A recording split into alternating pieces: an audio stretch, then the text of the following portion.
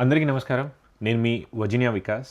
పిలుపు టీవీ మన డిఎంవి ఏరియాలో ప్రారంభించి 10 సంవత్సరాలు అయిన శుభ సందర్భంగా ఈరోజు మన స్టూడియోలో ఒక special and very distinguished guest వచ్చారు. వీరి గురించి మన తెలంగాణ మరియు ఆంధ్రప్రదేశ్ రాష్ట్రాల్లో తెలియని వారు ఎవరు కూడా ఉండరని చెప్పుకోవాలి. అటు కోర్టులో కఠినమైన డివోర్స్ కేసెస్ని హ్యాండిల్ చేస్తూ ఇటు ఫిలిం ప్రొడ్యూసర్గా కూడా చాలా అద్భుతమైన మంచి పేరు తెచ్చుకున్న మన అందరికీ కూడా సుపరిచితులు నాగేశ్వరరావు పూజారి గారు. Sir, welcome to your show. Right. So ముందుగా సార్, ఇప్పటివరకు మీ ఇంటర్వ్యూస్ అన్నీ కూడా మీరు అనేకమైన విభిన్నమైన టాపిక్స్ గురించి మీరు మాట్లాడారు. ఫస్ట్ అంటే మా పిలుపు వ్యూవర్స్కి అసలు మీ గురించి తెలుసుకోవాలని, ఎక్కడి నుంచి మీరు మన తెలంగాణకి సంబంధించిన వాళ్ళ, ఆంధ్రప్రదేశ్కి సంబంధించిన వాళ్ళ, మీ బేస్ గురించి ఒకసారి చెప్తే బాగుంటుంది.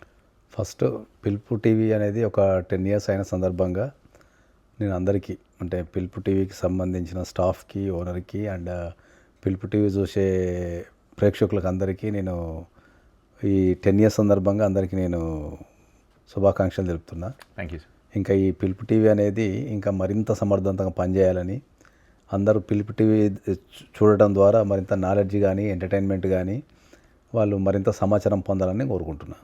అది ఫస్ట్ పాయింట్. రెండోది వచ్చేసి, నేను తెలంగాణ ప్రాంతంలో వరంగల్ డిస్టిక్, మన పాత వరంగల్, ఇప్పుడు వరంగల్ లేదు, మన పాత వరంగల్ డిస్టిక్లో మంగపేట మండల్ అనే మండల్లో చెరుపల్లి గ్రామం నుంచి వచ్చిన నేను అక్కడ నుంచి. ఓకే సార్, ఇప్పుడు మీరు చూసుకుంటే ఇటువైపు సీనియర్ అడ్వకేట్గా పనిచేస్తున్నారు అండ్ ఫిలిం ప్రొడ్యూసర్గా, టాలీవుడ్లో ఫిలిం ప్రొడ్యూసర్గా ఉన్నారు. Two different world's. అసలు మీరు అంటే ఒక అడ్వకేట్గా సక్సెస్ఫుల్ అయిన తర్వాత ఎందుకు మీరు మూవీ ఇండస్ట్రీలో రావాలనుకున్నారు? అంటే ఇక్కడ రెండు విషయాలు ఏంటి అంటే, అడ్వకేట్ అయినా కూడా మూవీ ఇండస్ట్రీ అయినా కూడా రెండు ఈ ప్రజలతో సంబంధాలు ఇవి. అడ్వకేసీ అనేది కూడా ప్రజలతో సంబంధాలు ఉండి వాళ్ళ సమస్యలు తీర్చడం అనేది. మూవీ ఇండస్ట్రీ అనేది ఏంటంటే కళ. ప్రతి వ్యక్తికి తన జీవితంలో ఒక కళ ఉంటుంది. ఇప్పుడు పూర్వకాలంలో రాజులు ఉండేటోళ్ళు, ఆ రాజులు ఏంది, కళల్ని పోషించేవాళ్ళు. ఆ కళల ద్వారా ప్రజలకి ఒక ఎడ్యుకేషన్ కావచ్చు, ఒక ఎంటర్టైన్మెంట్ కావచ్చు, ఒక సమస్యకు పరిష్కారం కూడా కావచ్చు. ఎందుకంటే అది జరుగుతుండే. ఇప్పుడున్న సమాజంలో ఏంటంటే మన కళ అంటే nothing but A movie. Me work life ఎలా బ్యాలెన్స్ చేస్తారంటే, అటు లా కూడా మిమ్మల్ని చాలా బిజీగా ఉంచే ఫీల్డ్ అది. అట్ ద సేమ్ టైం సినిమాల్లో కూడా మీరు అంటే ప్రొడ్యూసర్ అంటే జస్ట్ ఏదో మనం డబ్బులు పెట్టడంతో సరిపోదు. You have to cleanly monitor everything కదా. సో మీ వర్క్ లైఫ్ అనేది ఎలా బ్యాలెన్స్ చేస్తున్నారు? వర్క్ లైఫ్ అంటే ఏంటంటే, నేను ప్రధానంగా అయితే ఎప్పుడు కూడా నాకు 2 విషయాలు వచ్చినాయి అనుకుందాం. లా అండ్ మూవీస్ అని వచ్చినాయి అనుకో, నేను ఎప్పుడు లాకే ఇంపార్టెన్స్ ఇస్తాను. ఎందుకంటే లా అనేది మనకు ఒక వ్యక్తి యొక్క సమస్యని మనం పరిష్కరించడానికి ఉపయోగిస్తాం కాబట్టి కొన్ని వందల జీవితాలు నా మీద ఆధారపడి ఉంటాయి లా పరంగా. సినిమాకి వచ్చినప్పుడు ఏంటంటే, బీయింగ్ ఏ ప్రొడ్యూసర్ ఏంటంటే నా పాత్ర కొద్దిగా తక్కువనే ఉంటుంది. అంటే ఇప్పుడు డైరెక్టర్కి ఏమో అన్ని డిపార్ట్మెంట్లతో సంబంధం ఉంటుంది. నా వరకు ఓన్లీ డిసిషన్ మేకింగ్, ఎక్స్పెన్సెస్ ఏమవుతున్నాయి, ఎంత బాగా వచ్చింది, సినిమా ఎంత బాగా వచ్చింది, ఏమైనా చేంజెస్ చేయాలన్నది యాజ్ ఏ ప్రొడ్యూసర్ కింద ఏంటంటే comparison to other departments in the movie. అంటే ఒక డైరెక్టర్కి ఉన్నంత పని నాకు ఉండదు.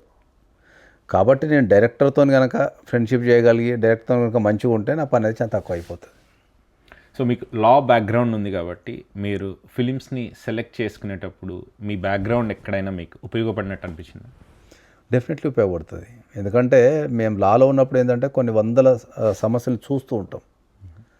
రెండోది ఏంటంటే, మనం సినిమాలకు వచ్చింది ఎందుకు అంటే ఏంటంటే, సినిమా ద్వారా ఈ ప్రపంచానికి అంటే జనాలకు ఒక మంచి విషయాన్ని చెప్పాలా, లేకపోతే ఒక ఎమోషన్ చెప్పాలా, లేకపోతే ఒక బాధ చెప్పాలా, ఒక ఎడ్యుకేషన్ ఇవ్వాలనే ఉద్దేశంతో మనం వచ్చినాం. కాబట్టి మనం డెఫినెట్లీ సినిమాల ద్వారా ప్రజలకు ఒక మంచి విషయాన్ని మాత్రమే అందిస్తాం. కాబట్టి నీకు సినిమాల ద్వారా సమాజానికి మంచి జరుగుతుందని చెప్తాను ఎప్పుడు కూడా. సో మీరు ఇప్పటివరకు ప్రొడ్యూస్ చేసిన మూవీస్ చూసుకుంటే రాజు వెడ్స్ రాంబాయ్, అది సక్సెస్ఫుల్ మూవీ. అలాగే ఈ నగరానికి ఏమైంది కూడా మీరు ప్రొడ్యూస్ చేశారు. రెండు కూడా మన కమర్షియల్గా మీకు చాలా సూపర్ హిట్ మూవీస్ అనే చెప్పుకోవాలి.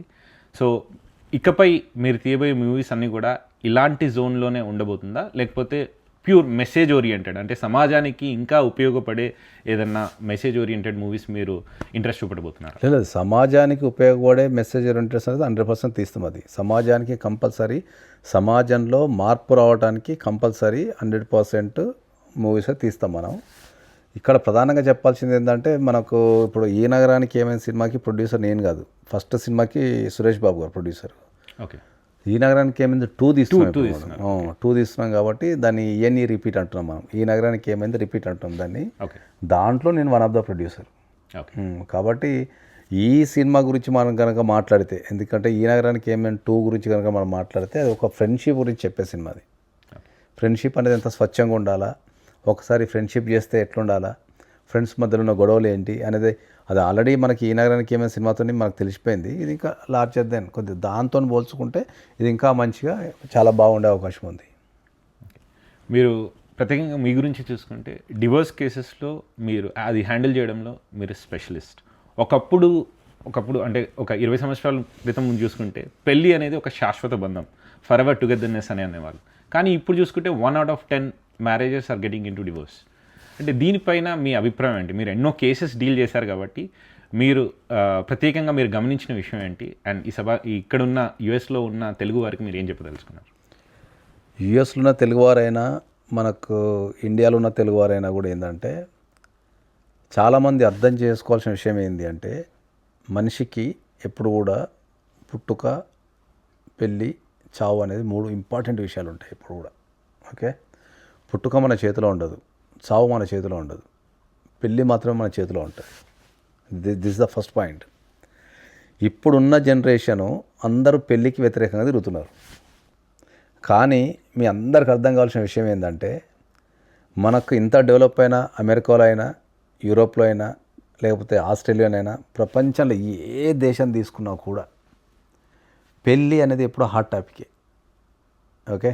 ప్రతి ఒక్కరు పెళ్ళి చేసుకోవాలనుకుంటారు, వాళ్ళకి తగిన జోడు కావాలనుకుంటారు, వాళ్ళ పిల్లల్ని కనాలనుకుంటారు, వాళ్ళు ఒక మంచి కుటుంబాన్ని ఏర్పరచాలనుకుంటారు.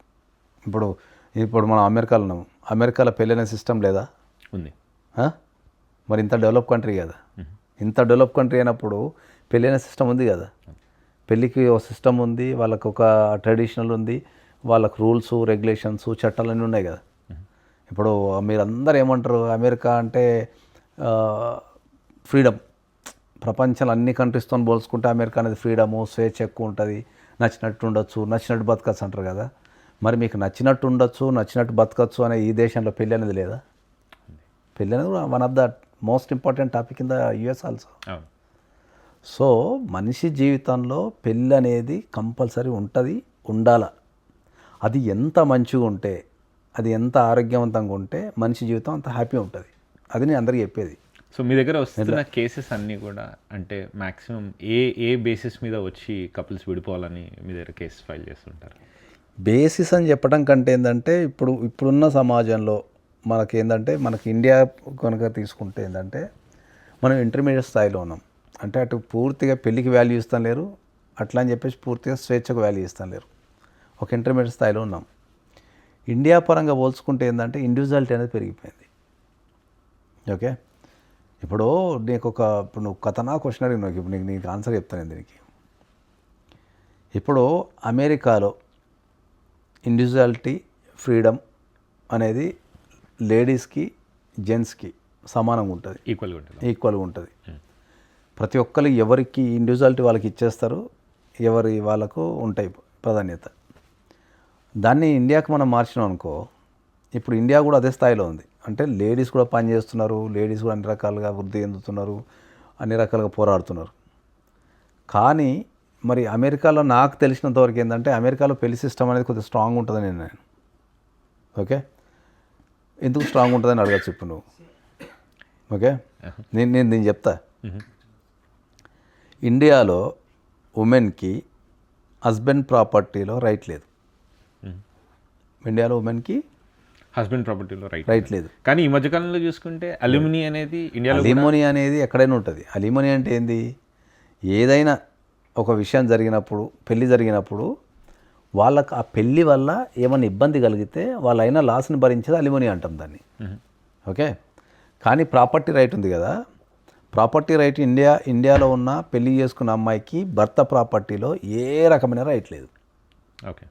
కానీ యుఎస్లో పెళ్ళి చేసుకున్న అమ్మాయికి పెళ్ళైన తర్వాత వాళ్ళు సంపాదించుకునే ఆస్తిలో 50% వాటా ఉంటుంది.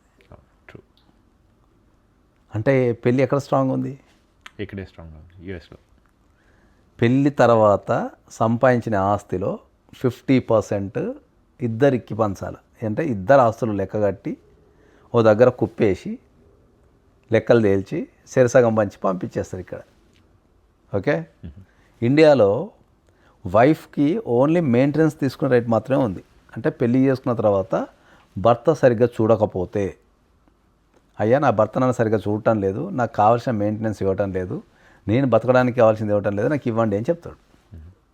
కానీ మరి అదే ఇంత డెవలప్మెంట్ కంట్రీకి వచ్చినప్పుడు నీకు ఇక్కడ ప్రాపర్టీ రైట్ ఉంది తెలుసా? పెళ్ళి ఎక్కడ సెక్యూర్ ఉంది? ఇక్కడే సెక్యూర్. మరి ఇండియాలో ఎందుకు లేదు? అది మీరు చెప్పాలి. అదే అంటున్నా. కాబట్టి మీరు ఫస్ట్ ఆఫ్ ఆల్ ఏంటంటే పెళ్ళి గురించి ఎవరైతే యువత ప్రజెంట్ ఉన్న యువత వ్యతిరేకంగా తిరుగుతున్నారు కదా, వాళ్ళకి అవగాహన లేక తిరుగుతున్నారు. సో మీ దగ్గరకు వస్తున్న కేసెస్లో అది మీరు వాళ్ళని కౌన్సిల్ చేసి ఆ డైవర్స్కి వెళ్ళకుండా ఏదైనా ఆపే ప్రయత్నం మీరు చేస్తారా, లేకపోతే? నేను 100% ఎవరు వచ్చినా కూడా డైవర్స్కి వెళ్ళకుండానే నేను కౌన్సిల్ చేస్తా వాళ్ళని. ఎందుకు అంటే ఆ ఇద్దరి జంటలకి ఎప్పుడైనా మనం డైవర్స్ ఇచ్చినా మళ్ళీ వీళ్ళు ఇంకొకరితో ప్యాచప్ కావాల్సిందే, మళ్ళీ పెళ్లి చేసుకోవాల్సిందే. మళ్ళీ పెళ్లి చేసుకోవాలన్నా మళ్ళీ ఇంకో అమ్మాయో ఇంకో అబ్బాయో రావాల్సిందే. సో వాళ్ళు కూడా మంచి వాళ్ళు వస్తున్న గ్యారంటీ ఉండదు.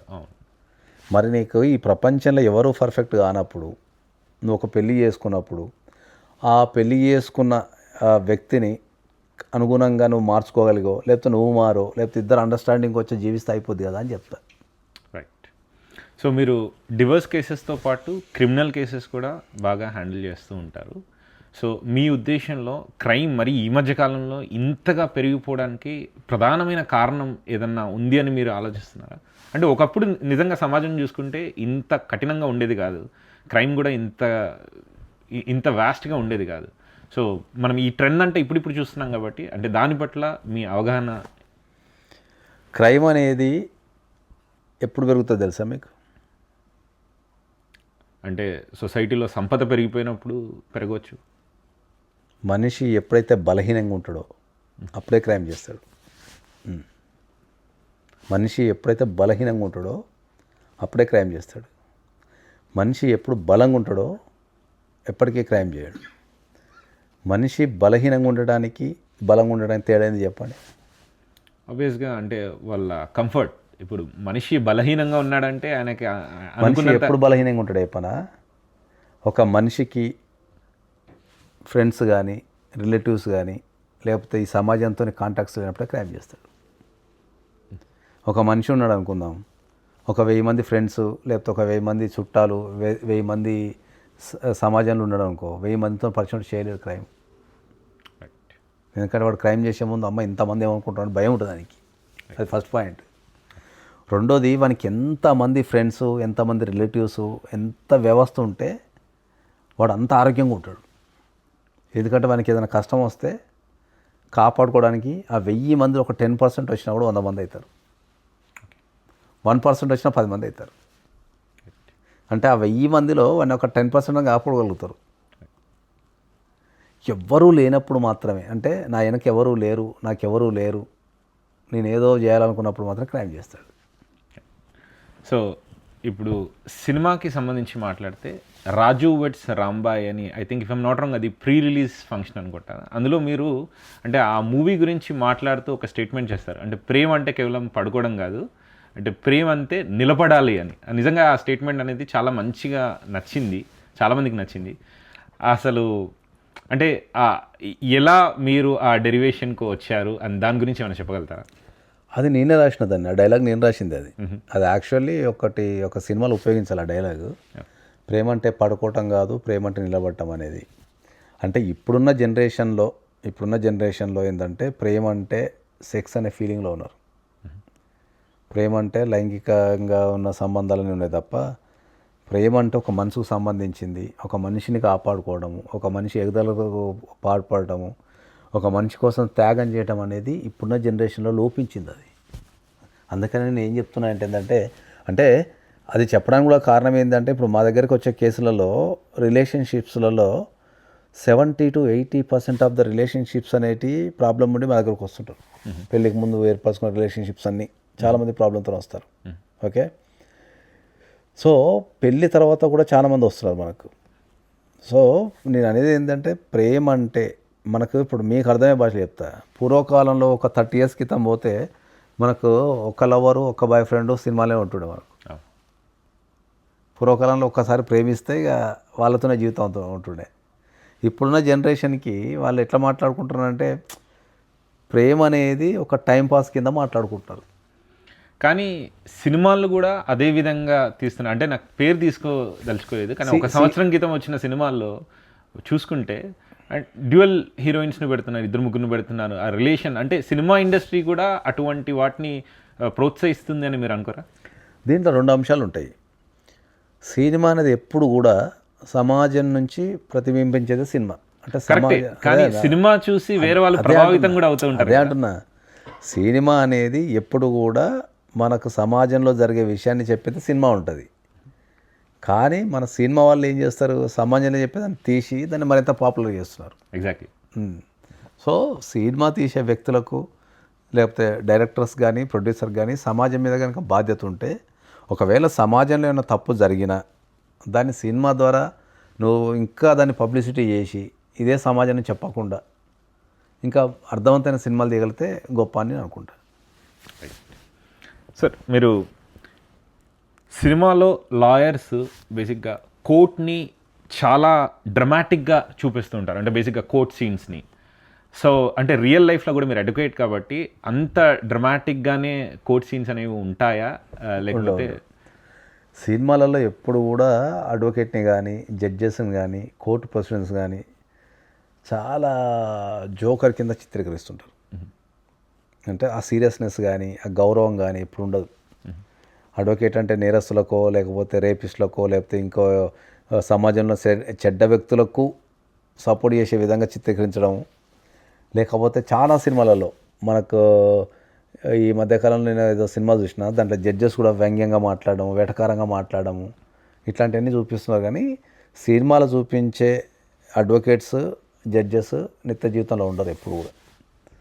సో అది మానుకోవాలి కంపల్సరీ. ఎందుకంటే దానివల్ల ఏంటంటే నేను కూడా చాలాసార్లు నేను కేసు వేద్దాం అనుకున్నా, కానీ ఇక నాకున్న ప్రాబ్లం ఏంటంటే ఇక అందరూ ఎవరైతే సినిమాలు తీసే ఎక్కువ వ్యక్తులు నా ఫ్రెండ్స్ ఉండటం వల్ల, తర్వాత ఇక వాళ్ళు కథ డిమాండ్ చేసింది, ఇక ఎంటర్టైన్మెంటే కదా అని చెప్పడం వల్ల చేస్తున్నాం. కానీ సినిమాలలో ఎప్పుడు కూడా చూపించేది ఏది కూడా ఏది అడ్వకేసీకి సంబంధించి కానీ జడ్జికి సంబంధించి కానీ నిత్య జీవితంలో ఎప్పుడు ఉండదు.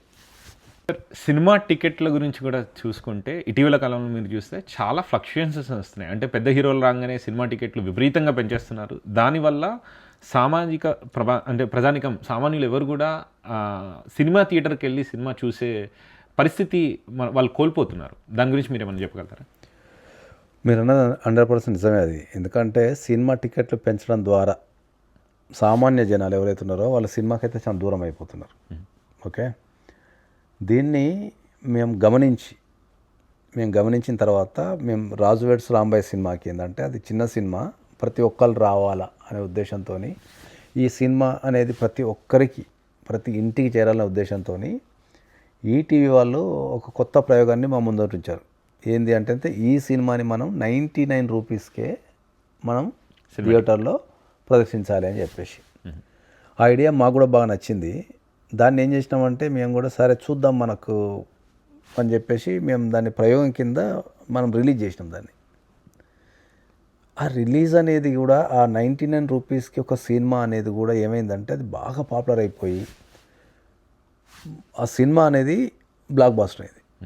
సినిమా బ్లాక్ బాస్టర్ కావడానికి కథ, దర్శకుడు, పాటలు, యాక్టింగ్, యాక్టర్స్ ఎంత పేరు తెచ్చిందో దాంతోపాటు సమానంగా ఈ 99 రూపీస్ అనేది కూడా 99 రూపీస్కే ఒక సినిమా చూడవచ్చా అనేది, థియేటర్కి వెళ్ళి సినిమా చూడవచ్చా అనేది కూడా జనాలకు ఒక ఆశ్చర్యాన్ని కలిగించింది. ఓకే, దానివల్ల థియేటర్స్ పెరిగినాయి, అంటే థియేటర్స్కి రావడం పెరిగింది.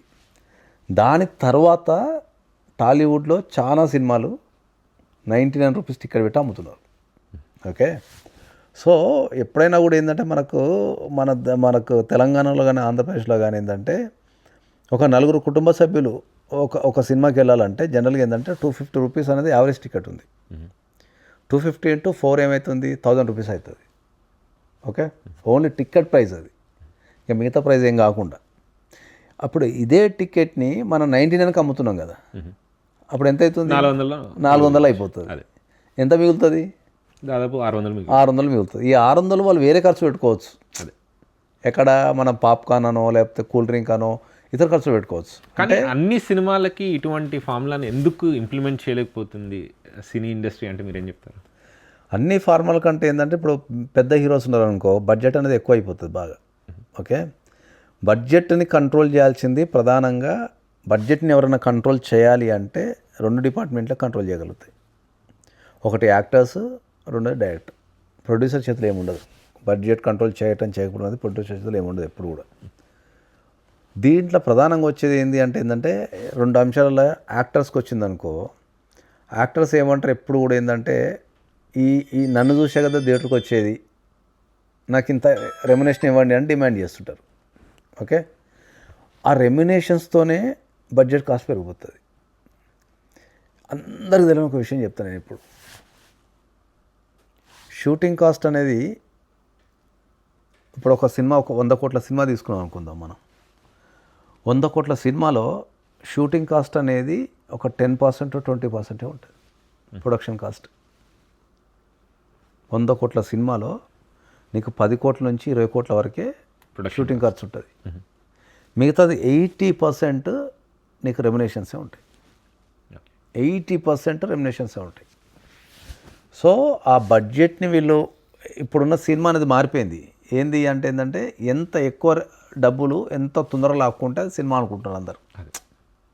అంటే ఒక సినిమా హిట్టా ఫట్టా అనేది జనాలకి వెళ్ళే లోపే వీళ్ళ వీక్నెస్ని క్యాచ్ చేసేసుకొని ఒక 3 డేసో 4 డేసో 5 డేసో వేసిన థియేటర్స్ అన్నీ హౌస్ఫుల్ అయిపోతే మా పైసలు వస్తాయి అనే ఉద్దేశంతో ఉన్నారు. కాబట్టి దాన్ని కమర్షియలైజ్ చేసేసింది బాగా. ఆ కమర్షియలైజ్ చేయడం ద్వారా ఆ రేట్లు పెరుగుతున్నాయి, ఆ సినిమా రేట్లు పెంచుతున్నారు. కానీ నేను చెప్పగలిగేది ఏంటంటే సినిమా గనక యాక్టర్స్ రెమ్యునేషన్ తగ్గించేసుకొని, డైరెక్టర్స్ రెమ్యునేషన్ తగ్గించేసుకొని, ప్రొడ్యూసర్తో కూర్చొని తక్కువ బడ్జెట్లలో మంచి సినిమాలు కనుక తీయగలిగితే మీరు అన్నట్టు మళ్ళీ థియేటర్స్కి రావడం స్టార్ట్ అవుతారు. మన టాలీవుడ్కి సంబంధించి మీరు 90% ఆఫ్ ది యాక్ట్రెస్ హీరోయిన్స్ అందరూ కూడా వేరే రాష్ట్రాల నుంచే వస్తారు. తెలుగు వాళ్ళు చాలా తక్కువ కనిపిస్తూ ఉంటారు. అంటే ఎందుకు సార్? అంటే తెలుగు హీరోయిన్స్ పైన ఎందుకు టాలీవుడ్ ఇండస్ట్రీకి అంత వివక్ష అంటే మీరేం చెప్తారు? అంటే తెలుగు హీరోయిన్స్ పైన వివక్ష అంటే ఏమి ఉండదు. ప్రధానంగా ఏంటంటే తెలుగు హీరోయిన్స్కి వచ్చేసి ఏమైందంటే, ఇప్పుడు బాంబే నుంచి వచ్చే హీరోయిన్స్ ఉంటారు అనుకుందాం సపోజ్, వాళ్ళు ఇండిపెండెంట్గా వస్తారు, డెసిషన్ మేకింగ్ ఇండిపెండెంట్గా ఉంటుంది. తర్వాత వాళ్ళు ఏది చెప్పినా నటించేస్తారు. నటన అనేది ఒక ప్రొఫెషను, దానికి డైరెక్టర్ కానీ ఏం చెప్పినా దాన్ని చేయాలనే ఉద్దేశంతో ఉంటారు. ఓకే, తెలుగుకి వచ్చరికి ఏంటంటే ఈ నటన కంటే ఎక్కువ ఇతర విషయాలు చాలా ఎక్కువ ఉంటాయి. జనరల్గా అంటే రెస్ట్రిక్షన్స్ ఎక్కువ ఉంటాయి.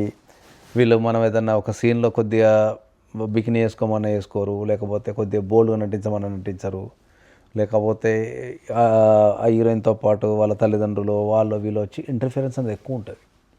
ఓకే, సో దానివల్ల ఏంటంటే ఇంకా వీళ్ళు కూడా కొద్దిగా వాస్తవం చెప్పాలంటే ఏంటంటే తెలుగు హీరోయిన్స్ కూడా వీళ్ళకి కొద్దిగా కంఫర్ట్ ఉండరు. ఏది మనకు దర్శకులకు కానీ లేకపోతే ప్రొడ్యూసర్కి కానీ అవైలబుల్ ఉండరు. దానివల్ల కొద్దిగా ప్రాబ్లం అవుతుంది. ఓకే, ఫైనల్గా ఇటీవల అంటే మోస్ట్ ట్రెండింగ్ టాపిక్, ఇంకా ట్రెండింగ్లో ఉందనే చెప్పుకోవాలి, మన శివాజీ గారు చేసిన కామెంట్ ఇది. అంటే ఆడవాళ్ళ వస్త్రధారణ గురించి స్టేజ్ మీద ఎక్కడ మాట్లాడారు. అంటే దాని గురించి మీ అభిప్రాయం, అంటే మీరు శివాజీ గారిని సపోర్ట్ చేస్తారా, లేకపోతే శివాజీ గారికి కౌంటర్ ఇచ్చిన అనసూయ గారిని సపోర్ట్ చేస్తారా? నేను ఎవరిని సపోర్ట్ నేను ఏదైనా సపోర్ట్ చేస్తా అంటే భారతీయులను సపోర్ట్ చేస్తా. ఇప్పుడు మనం అమెరికా గడ్డ మీద ఉన్నాం. ఓకే, మనం ఇప్పుడు అమెరికా గడ్డ మీద ఉన్నాం. కొన్ని లక్షల మంది తెలుగు వాళ్ళు ఇక్కడ ఉన్నారు. ఇక్కడ పుట్టిన చాలామంది తెలుగు వాళ్ళు ఉన్నారు. అమ్మాయిలు కావచ్చు, అబ్బాయిలు కావచ్చు. ఈ గడ్డ మీద పుట్టి ఈ యుఎస్ పాస్పోర్ట్ తీసుకొని ఈ కల్చర్లో బతికే చాలామంది ఉన్నారు కదా. మరి ఇప్పుడు అమ్మాయిల విషయానికి వచ్చినప్పుడు, మరి ఈ గడ్డ మీద పుట్టి ఈ పాస్పోర్ట్ తీసుకున్న చాలామంది అమ్మాయిలు భారతీయతను పాటిస్తున్నారు లేదా? పాటిస్తున్నారు. నేను కూడా చాలా సందర్భాలలో చూస్తూ ఉంటాను. నేను చాలామంది అమ్మాయిలు లంగా ఓని వేసుకోవడం, చీర కట్టుకోవడం, ఈ గడ్డ మీద పుట్టి కూడా, ఈ గడ్డ మీద పుట్టి కూడా, ఈ కల్చర్లో ఉండి కూడా. ఓకే, అంటే మరి ఇప్పుడు వాళ్ళు అనొచ్చు కదా, నేను అమెరికాలో పుట్టినా, నేను అమెరికా సిటిజన్ని, నాకు నచ్చినట్టు ఉంటా అని. అయినా కూడా నేను చాలా సందర్భాలలో చాలా టీవీ షోలలో కానీ సోషల్ మీడియాలో యాక్టివ్ ఉంటా కాబట్టి, మన తెలుగు వాళ్ళు జరిగే ఏ ప్రదర్శన అయినా కూడా చూస్తుంటా కాబట్టి, మరి ఇక్కడ పుట్టిన వ్యక్తులే సాంప్రదాయబద్ధంగా తిరిగి మన కల్చర్ని కాపాడుతున్నప్పుడు, మరి అక్కడ పుట్టిన మన దేశమైన అక్కడ పుట్టిన వ్యక్తులు ఎట్లుండాలి? డ్రెస్సింగ్ అనేది ఎప్పుడు కూడా ఏంటంటే, డ్రెస్సింగ్ అనేది కల్చర్ని డిఫైన్ చేస్తా అంట నేను. అర్థమైందా? ఇప్పుడు మనం ఒక డ్రెస్సింగ్ చూడగానే వాళ్ళు ఏ దేశపోలో చెప్తాం మనం. రైట్. కానీ మళ్ళీ I will go back to my previous question sir. ఇది ఇంత చక్కగా డ్రెస్సింగ్ గురించి వివరించిన మీరు అదే తెలుగు సినిమాల్లో హీరోయిన్ల డ్రెస్సింగ్ వరకు వచ్చేస్తే మనం ఆ సాంప్రదాయాన్ని అక్కడ పాటించట్లేదు కదా. అదే అన్నా నేను. సో ఆ సినిమాలోకి వచ్చేసరికి we are trying to project something else, right? కానీ బయట మాత్రం అమ్మాయిలు పద్ధతిగా ఉండాలి అంటే అది ఎంతవరకు సినిమా ఇండస్ట్రీ దీన్ని సమర్థించుకోబోతుంది? దీనికి నీకు అర్థమయ్యే భాషలు చెప్పను నేను. తెర మీద కనిపించేది యాక్టింగ్ ప్రొఫెషన్. తెర మీద కనిపించేది యాక్టింగ్ ప్రొఫెషన్. ఓకే, తెర మీద నువ్వు ఒక దొంగ గురించి రాస్తుంటే, ఒక దొంగ లేకపోతే ఒక శాడిస్ట్ గురించి రాస్తుంటే వాడు అట్నే బిహేవ్ చేయాలి. షాడిస్ట్ కూడా ఇంట్లో కూర్చొని పొయ్యలు చేసుకుంటూ కూర్చుంటే దాని షాడిస్ట్ అనే ఫీలింగ్ ఎవరికి రాదు. కానీ తెర మీద కనిపించే పాత్రలు వేరు, నిత్య జీవితంలో కనిపించే పాత్రలు వేరు.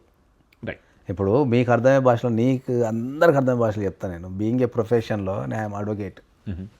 ఓకే, ఈ అడ్వకేట్ అయినా కదా, నేను క్రిమినల్ కేసులు చేస్తున్నప్పుడు నా దగ్గరికి మర్డర్ చేసిన వ్యక్తులు వస్తారు, రేపులు చేసిన వ్యక్తులు వస్తారు, లేదంటే డ్రగ్స్ తీసుకున్న వ్యక్తులు, అమ్మే వ్యక్తులు, ఇవన్నీ కేసులు మేము వాదిస్తుంటాం. ఓకే, ఇప్పుడు నేను సమాజంలో చాలా మంచి వ్యక్తిని, నేను సమాజాన్ని ఉద్ధరిస్తున్నా అని అనుకున్నప్పుడు, నా దగ్గరికి ఈ నేరాలు ఘోరాలు చేసిన వ్యక్తులు వచ్చినప్పుడు, నా దగ్గరికి ఒకడు వచ్చి, సార్ డ్రగ్స్ కేసులో పట్టుబడ్డా సార్ అంటాడు. వాడు నాకు ఫీజు ఇస్తాడు. ఫీజు ఇచ్చినప్పుడు నేను చివరి దాకా అసలు వీనికి డ్రగ్స్ అంటే తెలియదు, లేకపోతే అసలు వీ డ్రగ్సే వాడడని నేను చివరిదాకా వాదించాలి మన తరపున. నువ్వు అడగచ్చు కదా, మరి సమాజంలో చాలా మంచి వ్యక్తిగా సార్, మరి మీరు మంచి పేరు ఉంది కదా, మరి ఆ డ్రగ్స్ తీసుకున్న వ్యక్తిని మీరు ఎందుకు కాపాడుతున్నారు సార్ అడగచ్చు కదా. So profession is a different. Okay, culture is a different. రకరకాల ప్రొఫెషన్లో మనం ఉంటాం. ప్రొఫెషన్ అనేది డిఫరెంట్. అది సమాజం కోసం కావచ్చు, లేకపోతే బతకడం కోసం కావచ్చు, లేకపోతే ఒక వృత్తి చేయటం కావచ్చు, అనేది వేరు. ప్రొఫెషనల్ వేరు, లైఫ్ వేరు, కల్చర్ వేరు అంటే నేను. రైట్, కరెక్టే. మీరు ఇదివరకు చెప్పారు కదా, ఇప్పుడు నార్త్ అంటే బాంబే నుంచి అమ్మాయిలు వస్తున్నారు, వాళ్ళు కొంచెం డెసిషన్ మేకింగ్లో ఇండిపెండెంట్గా ఉంటారు, కొంచెం బోల్డ్ సీన్స్ ఇచ్చినా యాక్ట్ చేస్తారు, డ్రెస్సింగ్ కూడా వాళ్ళు ఏది చెప్తే అది వేసుకుంటారు అని అన్నారు. సో సేమ్ కైండ్ అనసూయ కూడా తను ఇన్స్టాగ్రామ్లో, అంటే నాకు అర్థమైనంత వరకు తను ఎక్కడో కొంచెం శారీ లేనివి కొంచెం వేరే బికినీ సైజ్ అలాదో పెట్టుకుంది, అందులో తప్పేముంది అనేసి చాలా మటుకు వాదిస్తున్నారు. అంటే ఇప్పుడు నేను కూడా అదే అంటున్నాను, అందులో తప్పేముంది. కానీ ఎందుకంటే అది ఆమె ఇన్స్టాగ్రాము, లేకపోతే ఆమె అకౌంట్స్, ఆమె లైఫ్ స్టైల్, ఆమె ఇష్టం. ఆమెని ఫోర్స్ చేసే అధికారం ఈ ప్రపంచంలో ఎవరికి లేదు. ఆమె ఎట్లయినా తిరగని, ఎట్లయినా చేయని, ఆమెకు నచ్చినట్టు ఉండటం ఆమెకు ఉన్న అధికారం. అది దాన్ని ప్రశ్నించేది ఎవరికి లేదు. మనకు ఎట్లా ప్రశ్నిస్తాం మనం? ఇప్పుడు డ్రెస్సింగ్ మీదనే వచ్చినాము. ఇప్పుడు పర్సనల్గా నాకు ట్రెడిషనల్ డ్రెస్సింగ్ అనేది చాలా ఇష్టం. నేను ట్రెడిషనల్ డ్రెస్సింగ్ని నేను ఎంకరేజ్ చేస్తా. నాకు ట్రెడిషనల్ ఉండడం అనేది, అమ్మాయిలు అనేది ట్రెడిషనల్ ఉండడం అనేది నా పర్సనల్ ఇష్యూ. అది ఇప్పుడు ఒక అమ్మాయి వచ్చి నేను మోడర్న్ డ్రెస్ వేసుకుంటే ఆపగలిగే శక్తి ఎవరికి ఉంది? ఇక్కడ అందరికి అర్థం కావాల్సింది ఏంటంటే డ్రెస్సింగ్ అనేది ట్రెడిషనలా మోడర్న్ కాదు. అమ్మాయిలు ఎప్పుడు కూడా నిండుగా బట్టలు వేసుకుంటే అందంగా ఉంటారు. అమ్మాయిలు ఎప్పుడు కూడా నిండుగా బట్టలు వేసుకోవాలి, ట్రెడిషన్ కానీ లేకపోతే మోడర్న్ కానీ నిండుగా వేసుకుంటే అందంగా ఉంటారు. అది అయితే దీంట్లో మళ్ళీ కామెంట్ వస్తుంది మనకి, మరి అబ్బాయిలు ఇష్టం ఉన్నట్టు తిరగచ్చా అని. అబ్బాయిలు నిండుగా వేసుకున్నా ఇప్పుకొని తిరిగిన ఎవరు చూడాడు దేశంలో. ఇది అర్థం కాదు. ఇది ఇక్కడ నాకు కూడా కామెంట్లు పెడుతున్నారు, ఏమని, సార్ మీరు అమ్మాయిల డ్రెస్ గురించి మాట్లాడుతున్నారు, మరి మీరు పంచ కట్టుకొని తిరగచ్చు కదా అని చెప్పి. అబ్బాయిలు పంచ కట్టుకున్నా కట్టుకోకపోయినా ఎవరు చూడరు, అమ్మాయిలు చూస్తారు. ఇది ఇది ఇది ఎవరైతే కామెంట్ చేస్తారో ఇది వాళ్ళకి అర్థమైతే అసలు వాళ్ళు కామెంట్ కూడా పెట్టారు. చివరిగా ఒక చిన్న ర్యాపిడ్ ఫైర్ సార్, మీ వరకు వస్తే కోర్ట్ రూమా కెమెరానా? కోర్ట్ రూమే. జస్టిసా బాక్స్ ఆఫీసా? జస్టిసే. డివర్స్లోనా క్రిమినల్లోనా? ఇది కష్టం, ఇది రెండింటికైతే లానే ముఖ్యం. అది కానీ అంటే క్లయింట్ మీరు యాజ్ అడ్వకేట్గా ఏ కేసెస్ ఎక్కువ డీల్ చేయడానికి ఇష్టపడతారు? డివర్స్ నాకున్న హయ్యెస్ట్ కేసెస్ అయితే డైవర్స్ కేసెసే, కాబట్టి ఎక్కువ డైవర్స్ కేసెసే. మెసేజ్ ఓరియంటెడ్ సినిమానా లేకపోతే కమర్షియల్ సినిమానా? Message oriented.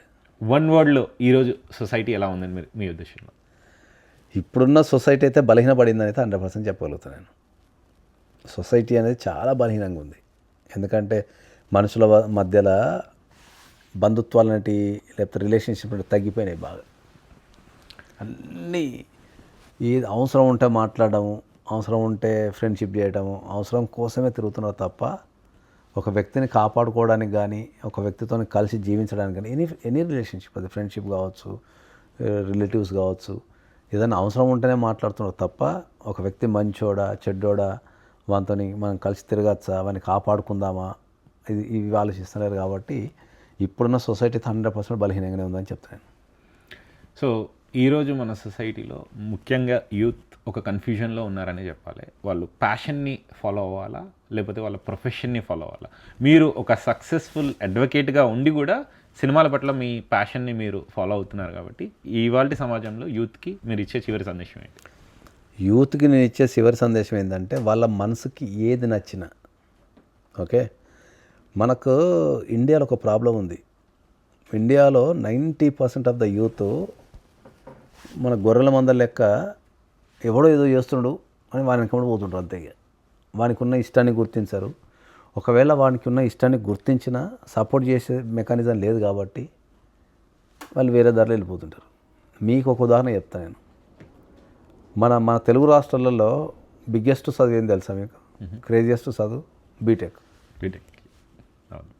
ఓకే, హయ్యెస్ట్ చదివే చదువు ఎవడన్నా బీటెక్ చదువుతున్నాయి వాడు చదివినట్టు.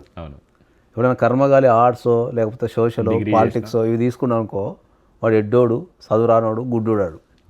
ఓకే, మరి ఈ బీటెక్ చదివిన వాళ్ళందరూ కలిసి మళ్ళీ కాల్ సెంటర్లో జాబు. ఓకే, బీటెక్ చదివి జాబులు లేక నా ఆఫీసులో 20 మంది ఉన్నారు. ఏది అడ్మినిస్ట్రేషన్ జాబ్ చేస్తున్నారు. మరి ఇది ఎంతవరకు కరెక్ట్? చదువు అంటే మన దేశంలో బీటెక్ అనేది బాగా, అంటే హయ్యెస్ట్ చదివేది బీటెకే. ఇక దాని తర్వాత కొద్దిగా మెడిసిన్ అంటే అది ఓకే, అది వేరే విషయం. ఇక మన దగ్గర ఆర్ట్స్ ఎవడం చదువుతుండు, లేకపోతే ఏమన్నా పొలిటికల్ చదువుతున్నాడు, లేకపోతే జర్నలిస్ట్ చదువుతున్నాడు అంటే ఇక వాడిని అయితే మొత్తం తీసి పడేస్తాడు, ఇంటికి కూడా అవుతుంది. ఇక చుట్టాలైతే కేర్ కూడా చేయరు ఇక వాడిని. పోనీ వీళ్ళు బీటెక్ అంత చదివి మరి వీళ్ళు నిజంగా ప్రొఫెషనల్ చదువుకొని బీటెక్ చదువుకొని ఏమైనా దేశాన్ని ఉద్ధరించాలంటే అది కూడా లేదు. ఓకే, సగం నాకు తెలిసి బీటెక్ చదివి 50% నుంచి 60-70% వరకు వాళ్ళు ఇతర రంగాల్లోనే ఉన్నారు. మనం చదివిన చదివి ఏంది, నువ్వు చేసే జాబ్ ఏంది? మళ్ళీ పోనీ బీటెక్లో క్వాలిటీ ఉందంటే బీటెక్లో కూడా క్వాలిటీ లేదు ఇండియాలో. కాబట్టి ఎవరికైనా కూడా నేను ఈ సందర్భంగా ఏం చెప్తా తెలుసా, నాకు 2 అబ్బాయిలు కదా, వాళ్ళు ఒకవేళ రేపు పొద్దాలు వచ్చి డాడీ నేను పేపర్లు ఏరుకునే జాబ్ చేస్తా అన్నా కూడా నేను వదిలిపెట్టేస్తాను. గోహెడ్ అని చెప్తాను నేను. ఎందుకు అంటే మనిషికి నచ్చింది చేసినప్పుడు రిజల్ట్ అనేది వేరే ఉంటుంది. ఎందుకంటే మనకు ఆ ఇష్టం ఉంటుంది, ప్యాషన్ ఉంటుంది, టైమింగ్స్ పట్టించుకోడు, దీంట్లో కొత్త రకంగా చేయడం ఎట్లా, దీంట్లో ఇంకా ఇట్లా చేయడం ఎట్లా, అట్లా చేయడం ఎట్లా అని అదే ఫ్యాషన్తో తిరుగుతుంటాడు. వానికి వ్యతిరేకంగా చేసినాం అనుకో, వాడు బతుకు తెరువు కోసం బతకడం కోసం కాంప్రమైజ్ అయిపోయి ఇటు ప్రొఫెషనల్ లైఫ్ని ఇటు పర్సనల్ లైఫ్ని బ్యాలెన్స్ చేయలేక, వానికి ఇష్టం ఉన్న పని చేయలేక ఇష్టం లేని పని చేస్తూ సగం బతుకుతూ మొత్తం సమాజాన్ని ఖరాబ్ చేస్తారు. రైట్. పిలుపు టీవీ కోసం మీ విలువైన సమయాన్ని కేటాయించినందుకు thank you so much Nageswara Rao గారు. మీరు మీ వృత్తిలో అడ్వకేట్గాను అలాగే మీ ప్యాషన్ ఫీల్డ్ మూవీస్లోనూ ఇంకా బాగా ఎదిగి సమాజానికి ఒక మంచి చేంజ్ మీరు తీసుకురావాలని పిలుపు టీవీ మనస్ఫూర్తిగా కోరుకుంటున్నాను. Thank you so much.